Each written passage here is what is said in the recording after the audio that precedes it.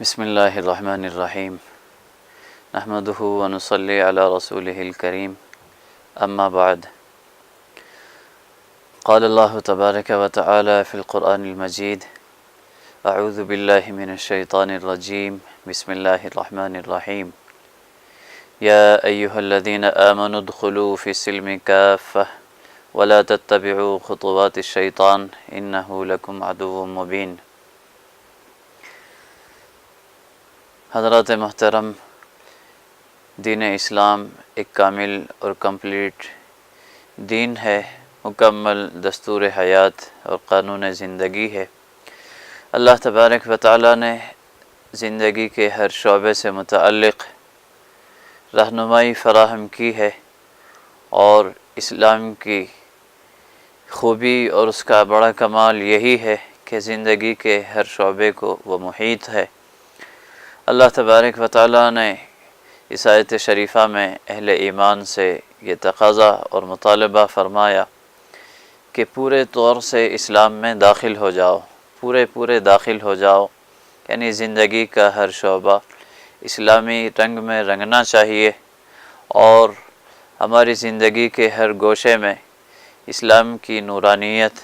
اور اسلام کی برکات ظاہر ہونی چاہیے۔ چنانچہ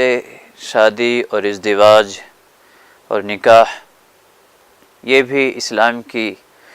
انہی جامع تعلیمات میں سے ہے جس پر انسانی زندگی کا اور انسانی زندگی کے ایک بڑے حصے کا مدار ہے۔ چنانچہ اللہ کے رسول صلی اللہ علیہ وسلم نے خود قرآن کریم میں اللہ تبارک و تعالی نے بھی اور رسول اللہ صلی اللہ علیہ وسلم نے بھی اپنی تعلیمات میں اس شعبے سے متعلق بہت ساری قیمتی اور ضروری ہدایات دی ہیں۔ اللہ کے رسول صلی اللہ علیہ وسلم نے سب سے پہلے رشتے کے انتخاب کے بارے میں ہدایت دی۔ اللہ کے رسول صلی اللہ علیہ وسلم نے ارشاد فرمایا تنکح المرأة لأربع، کہ عام طور سے دنیا کے لوگ جو رشتوں کا انتخاب کرتے ہیں تو 3 بیسس ہوتی ہیں اور 3 بنیادیں لوگ بناتے ہیں رشتوں کے انتخاب کے لیے، یا تو مال و دولت کو بیس اور بنیاد بناتے ہیں، یا حسن و جمال کو، یا پھر خاندانی حسب نسب اور نام کو۔ اللہ کے رسول صلی اللہ علیہ وسلم نے ارشاد فرمایا کہ تینوں چیزیں تو دنیا والوں کے یہاں رائج ہیں اور دنیا کے لوگ ان کو اہمیت اور فوقیت دیتے ہیں، لیکن ایک چوتھی چیز ہے۔ اللہ کے رسول صلی اللہ علیہ وسلم نے ارشاد فرمایا کہ وہ ہے عورت کی دینداری، اس کی سیرت، اس کا اخلاق اور کردار۔ اللہ کے رسول صلی اللہ علیہ وسلم نے ارشاد فرمایا کہ پہلی تینوں چیزوں کو برطرف اور ان سے صرف نظر کر کے ان کو سائیڈ میں رکھ کر سب سے اہم جو چیز ہے وہ یہی چوتھی چیز ہے جس کو ایک مسلمان ہونے کی حیثیت سے سامنے رکھنا ہے۔ رشتے کے انتخاب کے وقت جس کو بنیاد اور بیس بنانا ہے وہ یہی نیکی، دینداری، تقوی، حسن سیرت، حسن کردار، اسی چیز کو بنیاد بنا کر رشتوں کا انتخاب کرو، اپنے بچوں کے لیے بھی، بچیوں کے لیے بھی۔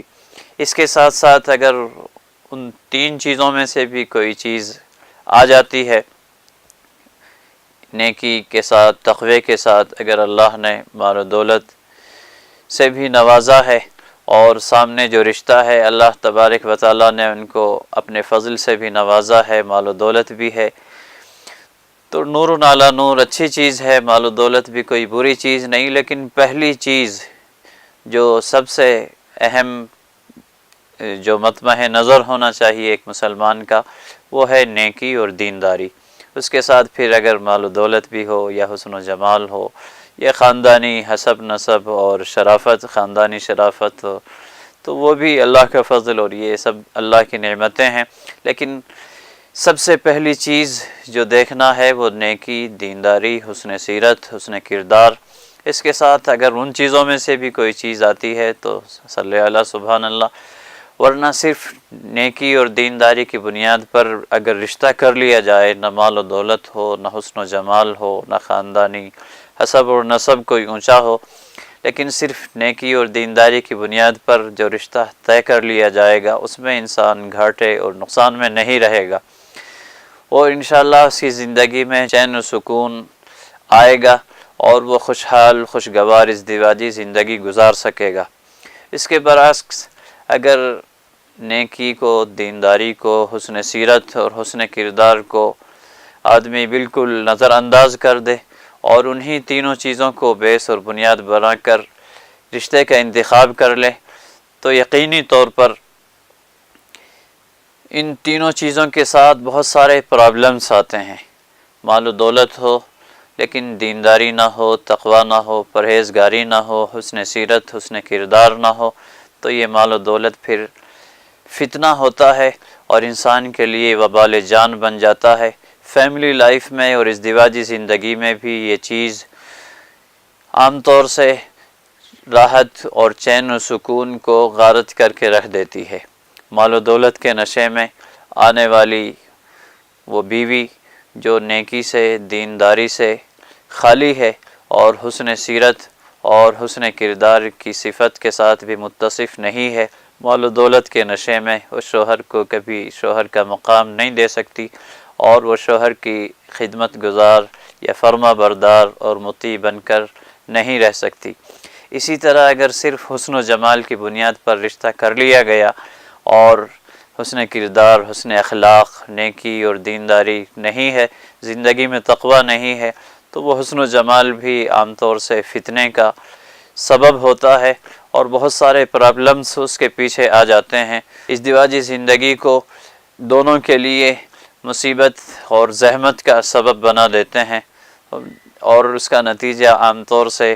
بگاڑ کی شکل میں اور پھر رشتوں کے بکھرنے کی شکل میں ظاہر ہوتا ہے۔ اسی طرح خاندانی حسب نسب کا، خاندانی نام و نمود کا بھی معاملہ ہے، جہاں حسن سیرت نہ ہو، تقوی نہ ہو، دینداری نہ ہو، اخلاق نہ ہو، تو ظاہر ہے خاندانی بڑائی بھی وہ پریشانیوں ہی کا سبب بنتی ہے۔ تو اللہ کے رسول صلی اللہ علیہ وسلم نے ارشاد فرمایا کہ رشتوں کا انتخاب ہو دینداری کی بنیاد پر، اور یاد رکھیں رشتے کا انتخاب یہ ازدواجی زندگی کے لیے فاؤنڈیشن اسٹون کی حیثیت رکھتا ہے، سنگ بنیاد کی حیثیت رکھتا ہے، یہ پہلی سیڑھی ہے اور یہ بنیاد ہے۔ اگر یہ بنیاد صحیح طرز پر قائم ہوگی اور صحیح چیزوں پر بنیاد رکھی جائے گی تو انشاءاللہ آگے کی جو زندگی، جو گھر تعمیر ہوگا اور گھرانہ تشکیل ہوگا، معاشرہ تشکیل ہوگا، انشاءاللہ وہ بھی صحیح راہ پر جائے گا اور اچھے اثرات، اس کی برکات زندگی میں آئیں گی۔ اور اگر بنیاد ہی غلط ہو، غلط چیز کو بنیاد بنا کر رشتہ طے کیا جائے تو آگے کی زندگی میں بھی پھر چین و سکون کی، راحت کی، عزت کی اور خوشحالی اور خوشگواری کی امید رکھنا فضول ہوگا۔ اللہ تبارک و تعالی ان باتوں کو ہمیں سمجھنے کی توفیق عطا فرمائے، اپنے بچوں کے رشتوں کا انتخاب صحیح بنیادوں پر کرنے کی اللہ ہم تمام کو توفیق بخشے، ہر طرح کی